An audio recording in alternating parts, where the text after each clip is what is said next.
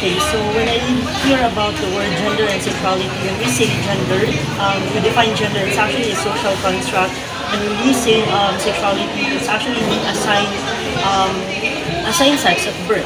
So when we talk about gender, it actually varies from time to time, depending, and it doesn't mean that your assigned sex at birth is male, then you're a man, because you can actually identify yourself as a woman. Because as I've said, the definition of the gender, it's a social construct. And what comes up to my mind about this one, maybe because it's all about proper awareness and education when it comes to sexual orientation, gender identity, and gender expression. And also I'm part of the Pantay, so that's why I have big influence about the awareness as well. It's the registered youth advocate in the Philippines, advocating for gender transformative legislation. Thank you po. Thank you. Good morning, sir. I have some questions for you to answer. First is, what comes to your mind when you hear the words gender and sexuality? So good morning everyone. My name is Iber Mashi from the Department of Bachelor of Science and Criminology. So para sa po ang own perspective lang, kapag sinasabi natin gender is muna siya male, female, and LGBT. So muna siya mag-differentiate sa ilang mga sexuality or associations na gusto nilang makita the way silang gender. So the second one is the sexuality, right? So kapag sinasabing sexuality is isa, for me, gipanganak ko nga boy. So that's why muna siya boy ang ginadala until now sa ako ang sexuality. So for my thoughts, tama ba? Thoughts? So I believe my thoughts in this 21st century manggod, daghan na kayo mga klase-klaseng mga genders nga nag-develop sa akong community, nag-exist. So especially we have our lesbians, gay. So my thoughts for this is I hope that we can accept who they are. Kasi mas ipaano natin ang equality kasi lain jud kay siya paminawon if naga-discriminate ang kapwa ng tao.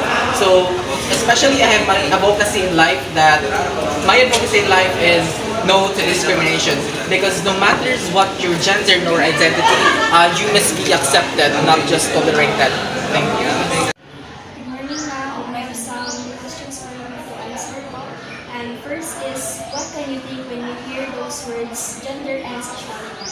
Gender is naman na siya nabilong ang mga LGBTQ na gay and lesbian. Ang sexuality is duha lang din na siya kaklase sa female and the male. And second question, ma'am, is what influenced you to have these thoughts? Nakita mo muna ko sa kasagaran karon is ang LGBTQ, gay and lesbian, nadawat na nato sa community. Then, ang male and female is parang na siya, dati pa na covered na sa community. Okay.